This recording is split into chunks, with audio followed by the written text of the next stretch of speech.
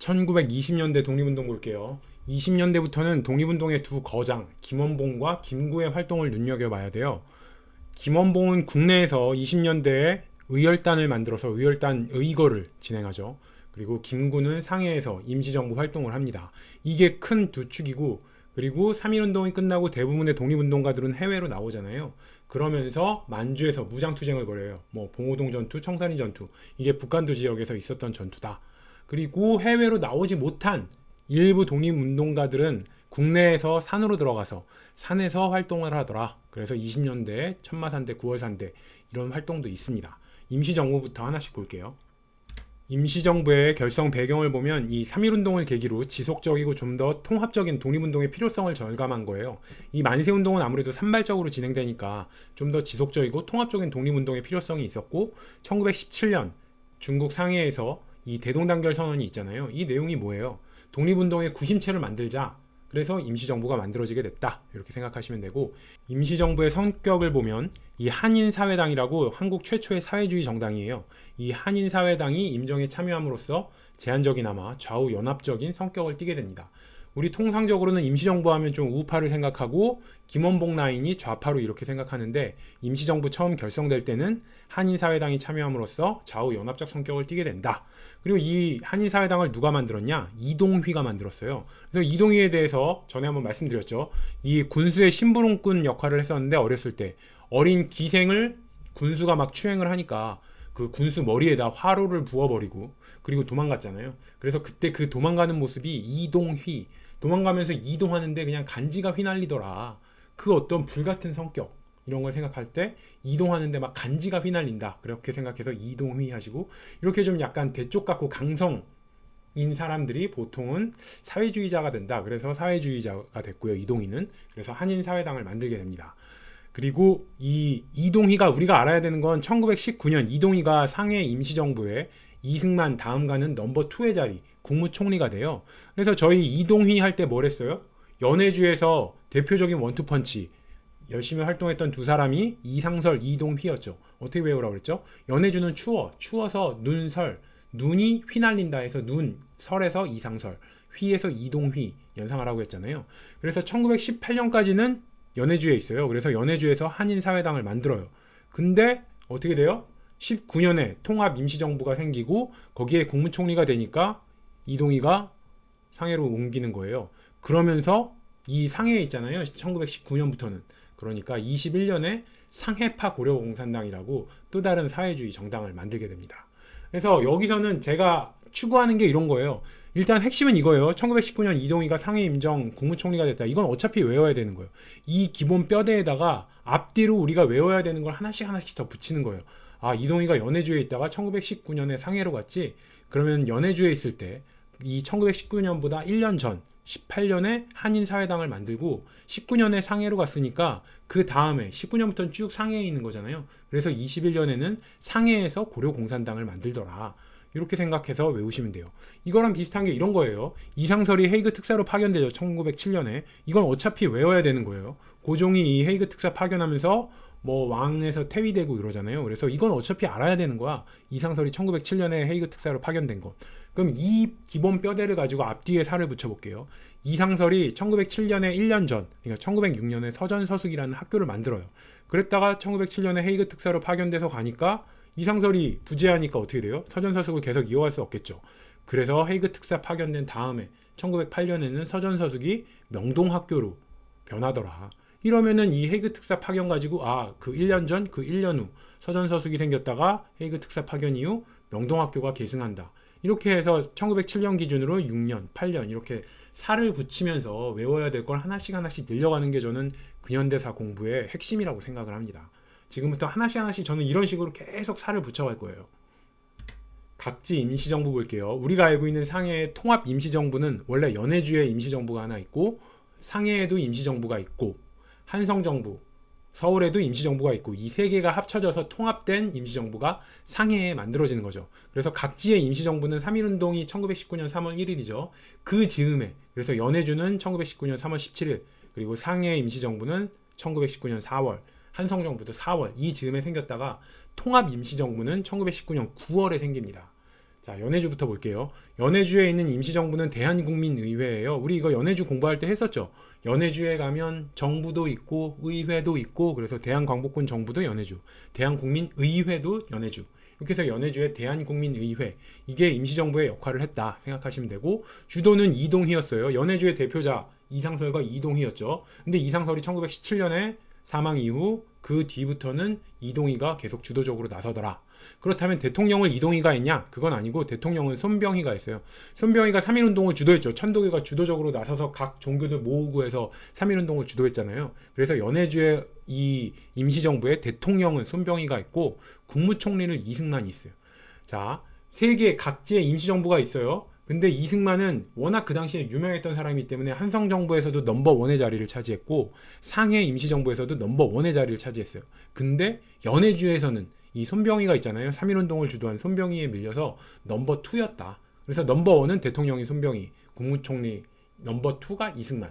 이렇게 알고 계시면 돼요. 자, 상해에도 대한민국 임시정부가 있었어요. 원래 이 1918년에 파리 강화회의에 대표를 파견하기 위해서 신한청년당 만들고 이 신한청년당이 발전해서 1919년에 상해 대한민국 임시정부가 됩니다.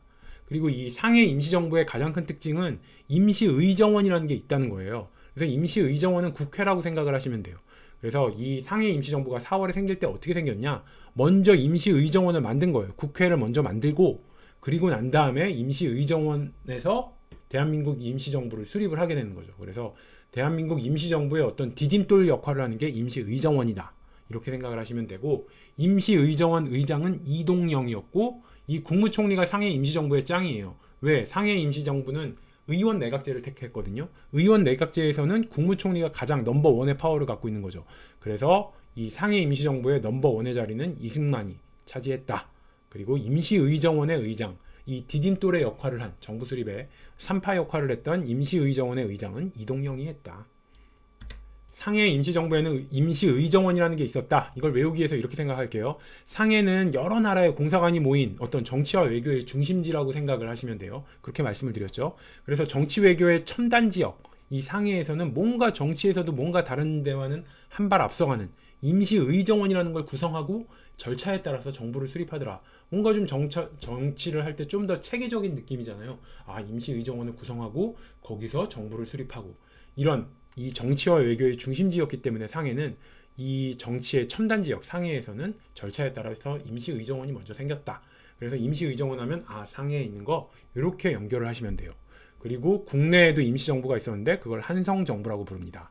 이 한성정부의 특징은 13도 대표가 모여서 국민대회를 개최한 결과 이승만을 넘버원의 자리, 근데 한성정부에서는 집정관이라고 불렀어요. 그 넘버원 짱을.